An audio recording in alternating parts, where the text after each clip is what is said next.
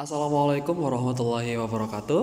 Halo anak-anak kelas 5. Bagaimana kabarnya hari ini? Semoga kalian selalu dalam keadaan yang sehat ya. Apalagi di musim-musim yang sakit seperti ini, banyak mungkin tetangga kita atau mungkin juga saudara kita yang juga sakit ya, panas, demam. Mudah-mudahan Allah selalu memberikan kalian kesehatan dan juga untuk keluarga kalian juga. Amin. Anak-anak, kita berjumpa lagi di video pembelajaran kita kali ini.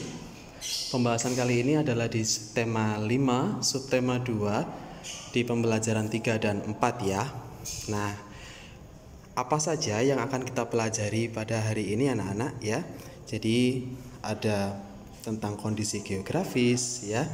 Kondisi geografis Indonesia sebagai negara maritim dan negara agraris. Kemudian juga tentang persatuan dan kesatuan dalam pemanfaatan sumber daya alam dan dalam konteks sejarah bangsa Indonesia dahulu, bagaimana persatuan dan kesatuan itu diaplikasikan atau diterapkan ya anak-anak ya. Dan yang terakhir nanti ada tentang penugasan untuk kalian. Baik, kita masuk ke pembelajaran kita ya anak-anak ya. Pengaruh kondisi geografis dalam pemanfaatan sumber daya alam. Ketampakan alam yang ada di Indonesia mempengaruhi cara masyarakat dalam memanfaatkan sumber daya alam yang ada untuk kehidupannya. Berbagai upaya dilakukan masyarakat dalam memanfaatkan dan mengelola sumber daya alam tersebut. Ya, Indonesia yang kemarin, yang lalu kita sudah belajar bahwa Indonesia itu adalah negara maritim dikarenakan memiliki wilayah laut yang luas atau memiliki pulau yang sangat banyak yang dipisahkan oleh laut-laut. Kemudian juga Indonesia disebut sebagai negara agraris karena sebagian besar lahan pertaniannya itu ya, itu juga luas sekali dan banyak penduduk kita yang bermata pencaharian sebagai petani atau bercocok tanam. Nah, oleh sebab itu anak-anak, kekayaan alam Indonesia ini benar-benar sangat luas sekali ya, baik kekayaan yang ada di daratan maupun yang ada di lautan. Dan tentunya ini akan dimanfaatkan oleh kita, oleh penduduk Indonesia untuk memenuhi kebutuhan kita sehari-hari. Nah, jadi dalam pengelolaan sumber daya alam itu ya anak-anak, nanti kita akan perhatikan bagaimana sih sikap persatuan dan kesatuan yang dibutuhkan. Contohnya anak-anak ya, di sini ada masyarakat petani di Bali menggunakan subak untuk membantu ketersediaan air sehingga terjamin usaha pertaniannya. Jadi sesama petani saling mendukung, saling support untuk berbagi air, terutama di saat musim kemarau ya. Kalau musim hujan akan banyak air insya Allah. Sementara kalau musim kering atau musim kemarau maka dibutuhkan banyak pasokan air cadangan dan itu harus dibagi merata. Nah, ini sistem subak yang digunakan di Bali. Yang kedua, masyarakat nelayan di Banyuwangi memanfaatkan hasil ikannya untuk diolah menjadi sarden dan dipasarkan di seluruh Indonesia. Wah, kalau berbicara tentang kekayaan hasil laut, luar biasa. Indonesia sangat luar biasa kekayaan lautnya. Sehingga oleh masyarakat di Banyuwangi, sebagai contohnya ya, hasil ikan itu ya, hasil ikan tangkapan digunakan untuk membuat sarden. Wah, kalian pasti tahu sarden dan sering makan sarden kan? Enak sekali bukan? Ya, baik anak-anak. Nah, lalu bagaimana sih ya, pengaplikasian persatuan dan kesatuan itu untuk pemanfaatan sumber daya alam? Itu benar-benar sangat mutlak dibutuhkan ternyata ya. Jadi ketika misalnya tadi si petani tadi ya saling berbagi air, kemudian si nelayan tadi juga saling membantu untuk menangkap ikan, atau ketika misalnya perahunya sedang bermasalah saling membantu memperbaiki, itu dibutuhkan sikap kerukunan ya yang terbentuk dari rasa persatuan dan kesatuan antar warga masyarakat. Nah, selanjutnya kita akan simak sebuah teks anak-anak yang menunjukkan bagaimana persatuan dan kesatuan itu mutlak dibutuhkan untuk pemanfaatan sumber daya alam secara maksimal. Bersatu untuk Indonesia makmur. Wilayah Indonesia yang terbentang dari Sabang hingga Merauke tentu memiliki berbagai keunikan. Setiap daerah memiliki sumber daya alam yang dapat dimanfaatkan untuk pembangunan negara. Letak geografis Indonesia sangat mempengaruhi iklim yang terjadi. Iklim di Indonesia hanya memiliki 2 musim, yaitu hujan dan musim kemarau. Letak Indonesia di sekitar garis khatulistiwa mengakibatkan Indonesia selalu mendapatkan sinar matahari sepanjang tahun. Keberadaan matahari sepanjang tahun bermanfaat bagi kegiatan agraris atau pertanian tadi ya, sehingga membuat Indonesia menjadi penghasil berbagai komoditas alam. Ya, selanjutnya Indonesia memiliki lebih dari 17.000 pulau yang menyimpan potensi-potensi alam yang luar biasa. Setiap daerah di Indonesia memiliki sumber daya alam yang khas, berbeda satu dengan yang lainnya. Kekayaan alam dan hasil bumi Indonesia tidak perlu diragukan. Diperlukan usaha untuk mengelolanya dengan benar dan untuk sebesar-besar kemakmuran rakyat seperti yang diamanatkan oleh Undang-Undang Dasar 1945. Persatuan dan kesatuan mutlak diperlukan untuk menyatukan tujuan pengelolaan sumber daya alam dan hasil bumi Indonesia. Tanpa persatuan dan kesatuan, kemakmuran rakyat Indonesia tidak akan tercapai. Setiap daerah bekerja sama dan saling mengisi untuk mengelola sumber daya dan hasil bumi. Kemakmuran masyarakat tidak hanya untuk masyarakat daerah tertentu, tetapi untuk seluruh masyarakat Indonesia. Oleh karenanya, setiap usaha pengelolaan sumber daya dan hasil bumi adalah sebesar-besar kemakmuran rakyat. Nah, jadi dalam pengelolaan sumber daya alam, sekali lagi anak-anak ya, dibutuhkan sikap persatuan dan kesatuan yang tinggi. Dikarenakan apa? Satu daerah akan mendukung daerah yang lain. Jadi hasil bumi itu bisa dirasakan juga oleh daerah lain. Orang-orang di sekitar pantai yang tinggalnya di daerah pantai yang bekerja sebagai nelayan akan bisa menyalurkan hasil ikannya kepada masyarakat-masyarakat yang ada di pegunungan misalnya, yang di sana hasil ikannya itu sedikit ya, tidak sebanyak yang di dekat pantai. Nah, sebaliknya masyarakat yang ada di daerah pegunungan bisa menyalurkan hasil cocok tanamnya seperti sayur, buah ke seluruh lapisan masyarakat termasuk yang ada di pinggir pantai tadi, yang di sana tidak cocok lahannya untuk digunakan pertanian. Nah, jadi saling mendukung anak-anak ya, seperti itu. Nah, bagaimana ya jika pemanfaatan sumber daya alam dan hasil bumi itu tanpa mengedepankan persatuan dan kesatuan? Tentunya hal ini akan menimbulkan manusia-manusia yang serakah, yang hanya mengeruk kekayaan alam Indonesia untuk kebutuhannya sendiri dan memanfaatkan untuk memperkaya dirinya sendiri, tidak mempedulikan orang lain, ya kan? Sehingga tidak tercapai kemakmuran, pastinya ya, tidak makmur. Nah, seperti itu. Akan ada dominasi.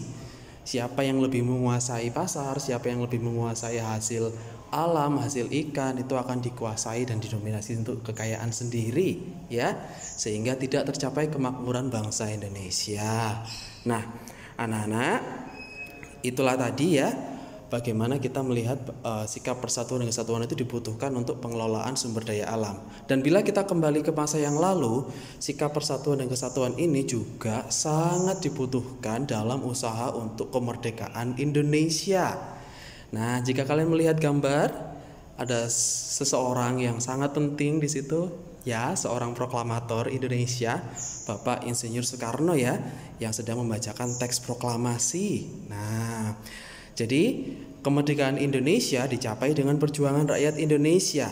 Dibacakannya teks proklamasi oleh Insinyur Soekarno menandai sejarah baru bangsa Indonesia sebagai negara yang merdeka dan berdaulat. Tentu persatuan dan kesatuan bangsa menjadi kunci keberhasilan negara Indonesia dalam meraih kemerdekaannya.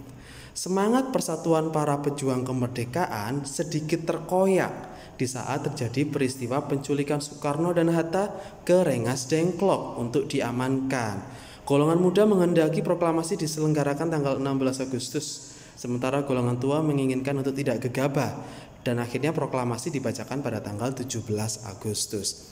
Namun, dengan mempertimbangkan kebaikan bersama, akhirnya mereka sepakat untuk memproklamasikan kemerdekaan Indonesia pada tanggal 17 Agustus 1945 pada hari Jumat pukul 10 pagi di kediaman Bung Karno di Jalan Pegangsaan Timur nomor 56 Jakarta. Saat peristiwa itu juga dikibarkan bendera merah putih dengan diiringi lagu Indonesia Raya saat pelaksanaan proklamasi. Nah, anak-anak ya, jadi di semua lini atau di semua aspek kehidupan kita dibutuhkan rasa persatuan dan kesatuan yang tinggi.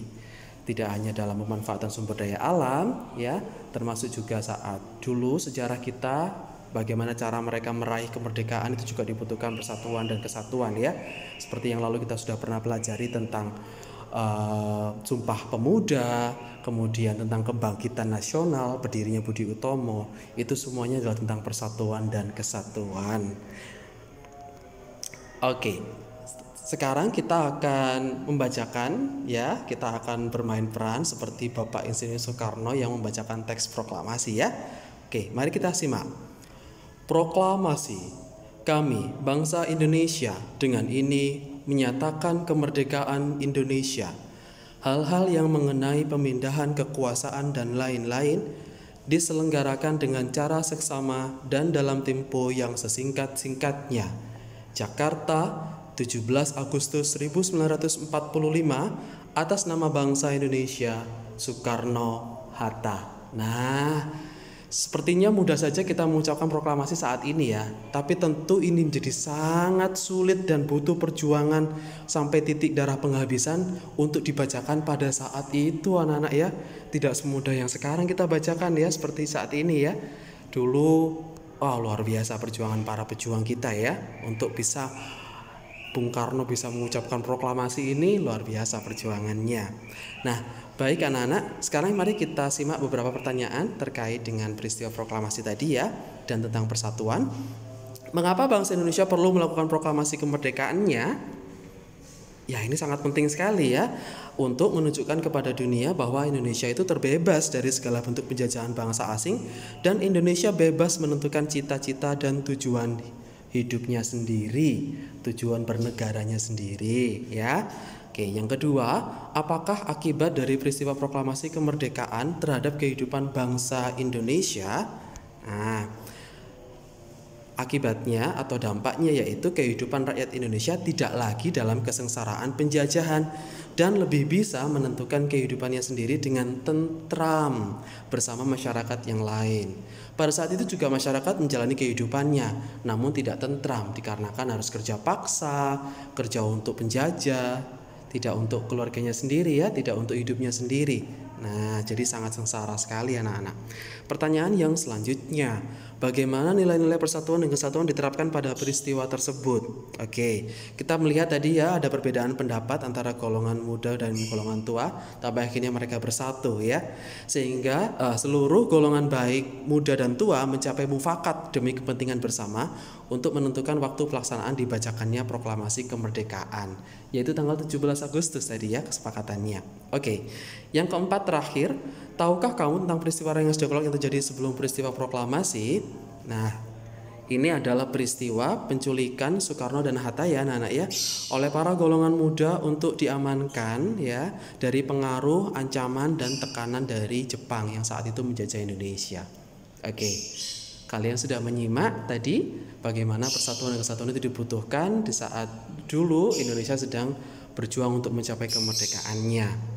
Nah anak-anak, itu tadi materi kita. Selanjutnya untuk penugasan kalian ya, kalian diminta untuk membuat sebuah laporan, sebuah tulisan pengamatan kenampakan alam di daerah sekitar kalian ya, atau tempat-tempat yang pernah kalian kunjungi, tempat-tempat yang bisa tempat wisata ya yang bagus. Kalian bisa menceritakan bagaimana sih kondisi geografisnya di sana, apakah udaranya dingin, apakah tempatnya itu di dataran tinggi atau di daerah pantai. Nah, dan yang paling penting adalah kalian juga menyebutkan ini anak-anak ya, selain kondisi geografis juga aktivitas masyarakat sekitar dalam pemanfaatan sumber daya alamnya. Kira-kira apa sih yang mereka lakukan di daerah sana itu, atau di daerah tempat tinggalmu sendiri juga boleh ya, tidak masalah. Nah, nanti tulisan kalian dituliskan pada buku halaman 78 ya, di poin 2. Baik anak-anak, itu tadi materi kita untuk hari ini dan penugasan untuk kalian. Semoga ada ilmu yang bermanfaat yang bisa kalian peroleh dari pelajaran kita hari ini. Dan sampai jumpa di video-video pembelajaran selanjutnya. Terima kasih sekali lagi. Wassalamualaikum warahmatullahi wabarakatuh.